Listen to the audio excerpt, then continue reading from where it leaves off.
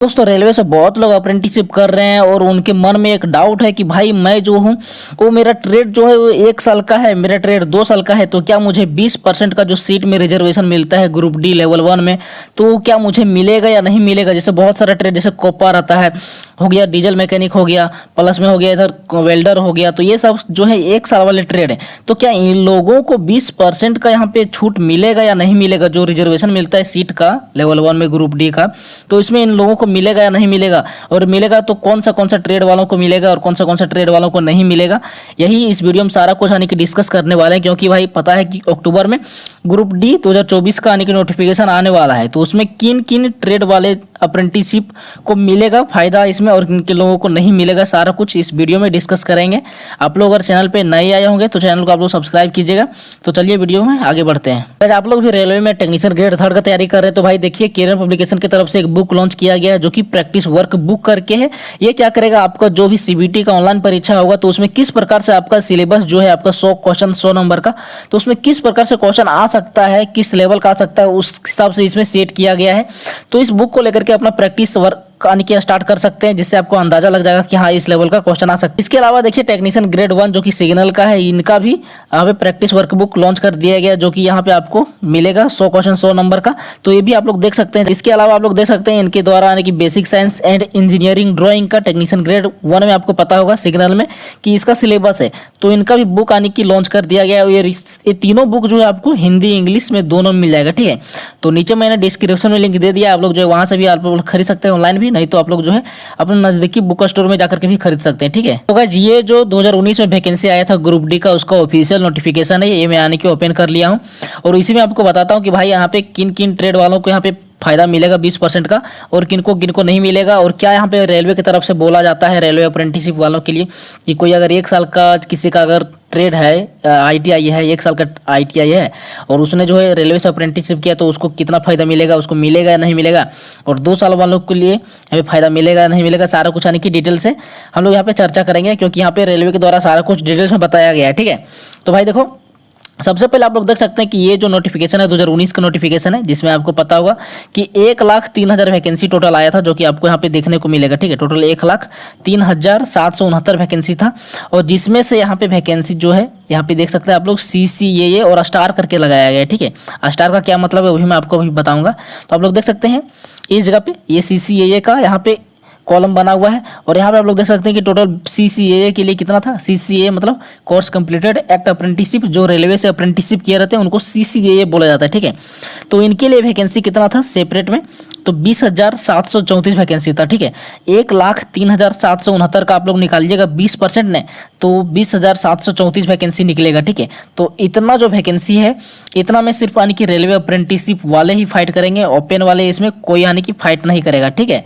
और देखिए इसके बाद इतना वैकेंसी इन लोगों के लिए सेपरेट कर दिया गया है। उसके बाद आप लोग देखिए यहाँ पे स्टार जो दिया गया है, इस जगह पे स्टार दिया गया है, तो इसका क्या मायने है, तो आप लोग यहाँ पे देख सकते हैं इस जगह पे यहाँ पे स्टार का मतलब क्या लिखा गया है। तो भाई देखो vacancy under CCAA are applicable to apprentice trained in railway establishment only, ठीक है। यानी कि रेलवे से जिन्होंने भी अप्रेंटिसशिप कर रखा है उन्हीं को ये फायदा मिलेगा 20% सीट रिजर्व का, ठीक है। CCAA के अंदर में वही लोग आएंगे, केवल रेलवे एस्टेब्लिशमेंट होना चाहिए, ये नहीं कि यहाँ पे CLW से किया रहना चाहिए, फिर हो गया यानी कि NFR से किया रहना चाहिए, SCCR से यानी कि रहना चाहिए, हो गया फिर ईस्टर्न रेलवे से रहना चाहिए। मतलब रेलवे के अंतर्गत किसी भी एस्टेब्लिशमेंट से आप लोग जो है अगर अप्रेंटिसशिप किए हैं तो आपको ये सीट में रिजर्व का जो फायदा मिलता है 20% का, वो आपको मिलेगा ही मिलेगा, ठीक है। इसके अलावा भी PET में मिलता है, इसके अलावा भी जैसे 1/3 अप्रेंटिसशिप का नंबर जुड़ता है, और CBT का जो ग्रुप डी का होता है उसका 2/3 जुड़ता है, ठीक है। तो इससे आपको पता चल गया पूरा यानी कि कंफर्म कि भाई यानी कि रेलवे से अगर कोई अप्रेंटिसशिप किया है, चाहे वो 1 साल का रहे या चाहे वो 2 साल का उसका ITI रहे, ठीक है, उसने अगर रेलवे से अप्रेंटिसशिप किया है तो उसको फायदा मिलेगा ही मिलेगा, जो 20% का फायदा मिलता है वो, ठीक है।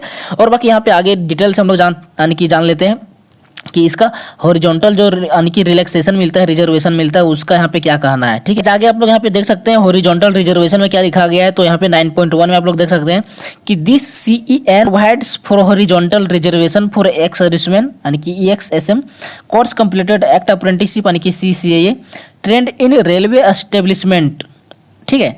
और आगे यहाँ पे पर्सनल यानी कि PWBD के लिए भी यहाँ पे रिजर्वेशन मिलता है।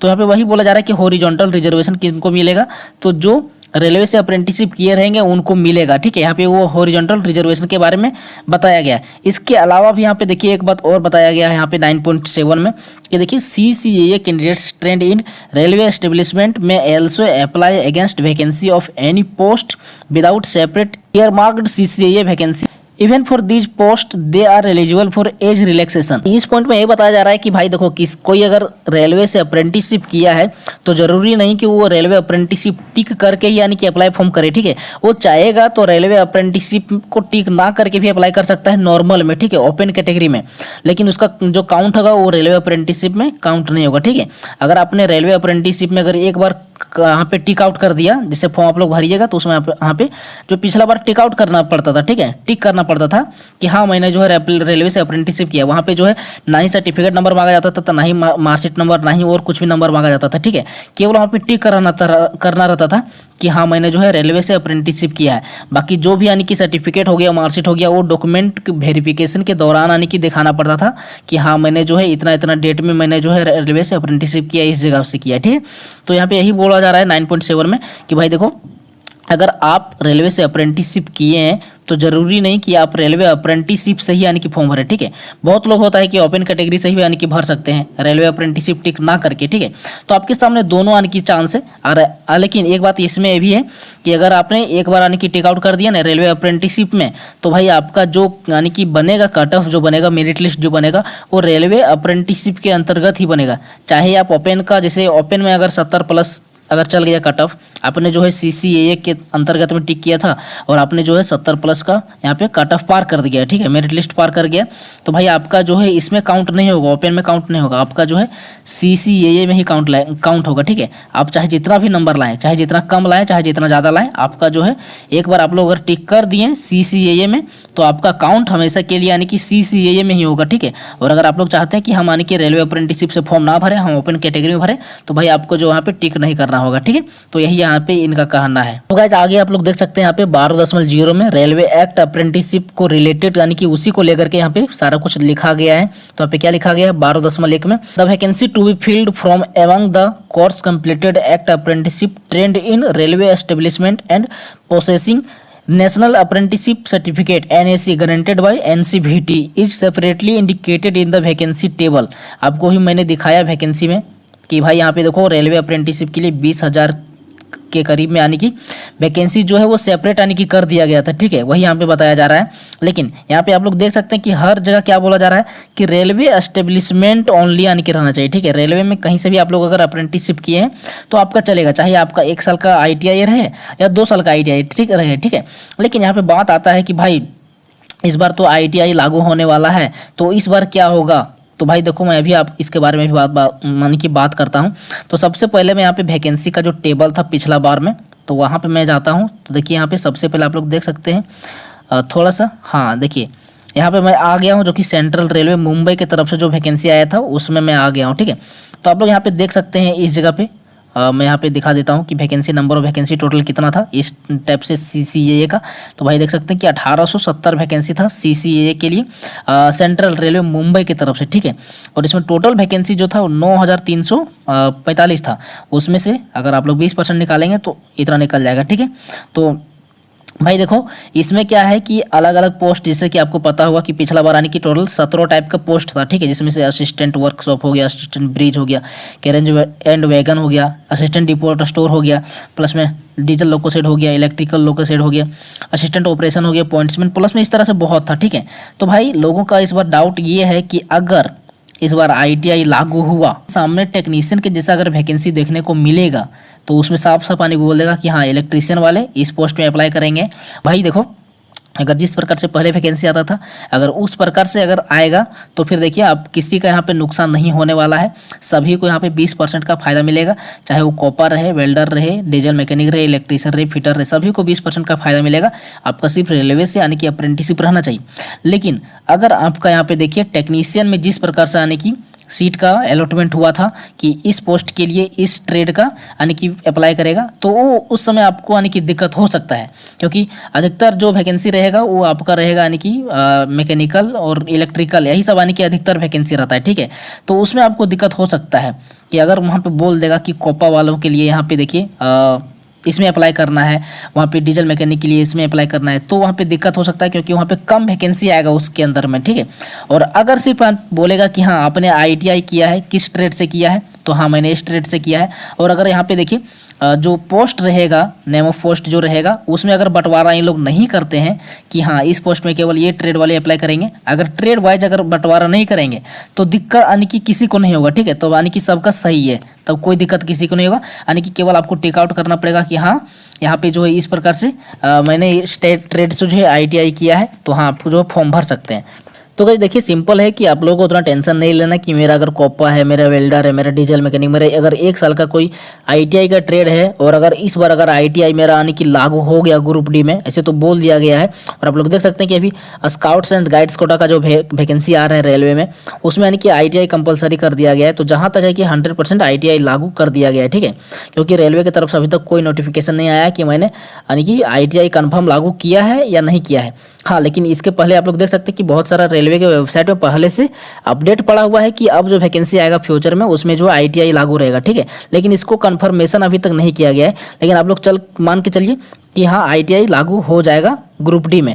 तो भाई आपको टेंशन नहीं लेना है, क्योंकि अगर इस प्रकार से अगर हुआ सारा कुछ बात जिस प्रकार से पहले होता था, जिस प्रकार से पहले यानी कि ग्रुप डी का वैकेंसी में फॉर्म भराया जाता था, तो उसमें आपको कोई दिक्कत नहीं होगा। लेकिन अगर टेक्नीशियन के जैसा अगर लागू कर दिया कि इस ट्रेड वाले जो है केवल इस पोस्ट में फॉर्म भरेंगे, तो उसमें यानी कि दिक्कत हो सकता है। उसमें दिक्कत ये होगा कि वहाँ पे कोपा वालों के लिए थोड़ा सा कम यानी कि ट्रेड यानी कि थोड़ा सा कम वैकेंसी आएगा, क्योंकि भाई लेकिन हाँ उतना भी कम वैकेंसी नहीं आएगा, क्योंकि भाई कोपा का भी बहुत यानी कि डिमांड रहता है। आप लोग देखते होंगे अप्रेंटिसशिप अगर निकलता है तो कोपा का बहुत अप्रेंटिसशिप निकलता है। तो ऐसा नहीं है कि यानी कि आपको क्या बोलते हैं डीमोटिवेट नहीं होना है कि मैंने इस ट्रेड से जो है अप्रेंटिसशिप कर लिया है, या तो इस ट्रेड से ITI किया, उसके बाद इस ट्रेड से मैंने अप्रेंटिसशिप कर लिया है, तो मेरा यानी कि वैकेंसी में हमको मौका मिलेगा या नहीं मिलेगा। तो ऐसा नहीं है भाई। अगर मान के चलिए अगर टेक्नीशियन के जैसा अगर करेगा भी ना, तो कोपा वालों के लिए भी बहुत निकलेगा, क्योंकि कंप्यूटर भाई आप देख रहे हैं कि अभी यानी कि मॉडर्न जमाना आ रहा है और अधिकतर काम जो है यानी कि कंप्यूटर से हो रहा है। तो आपको टेंशन नहीं लेना है, सब ट्रेड को वहाँ पे मौका मिलेगा और सब ट्रेड में वैकेंसी रहेगा पूरा जम के, ठीक है। तो आप लोग जो है केवल तैयारी करते रहिए और आपको टेंशन नहीं लेना है, एक भी जरा नहीं लेना, ठीक है, कि हम इस ट्रेड से वैकेंसी यानी कि इस ट्रेड से अप्रेंटिसशिप किए तो हमको 20% का फायदा मिलेगा या नहीं मिलेगा, सबको मिलेगा फायदा। जैसे कि आप लोगों ने अभी पीछे अभी देखा कि वहाँ पे बोला जा रहा है कि केवल जो है रेलवे से यानी कि रेलवे एस्टेब्लिशमेंट से अप्रेंटिसशिप रहना चाहिए, जो कि ये नोटिफिकेशन 2019 का है। अब 2024 का जो नोटिफिकेशन आएगा उसमें क्या बात होगा ये बाद का बात है, और उसमें ट्रेड को लेकर के क्या यहाँ पे बंटवारा होगा ये भी बाद का बात है, ठीक है। तो ऐसा भी कुछ कहा नहीं जा सकता है, लेकिन आप लोगों को टेंशन नहीं लेना है, जो भी होगा अच्छा ही होगा, कुछ किसी का नहीं कि खराब नहीं होने वाला है, ठीक है। तो आप लोग जिस भी ट्रेड से अप्रेंटिसशिप किए एकदम निश्चित रहिए, अपना तैयारी करते रहिए रेगुलर। बाकी चलिए मिलते हैं नेक्स्ट वीडियो में बहुत जल्द। बहुत लोगों का डाउट आ रहा था कि हाँ भाई इस पर आने की मैंने कोपा से किया है तो मैंने इससे किया है तो हमको फायदा इसमें मिलेगा नहीं मिलेगा, तो ऐसा नहीं है भाई, सबको फायदा मिलेगा। टेंशन फ्री रहना है, तैयारी करते रहो सभी लोग। तो चलिए मिलते हैं नेक्स्ट वीडियो में बहुत जल्द, तब तक लिए जय हिंद जय भारत।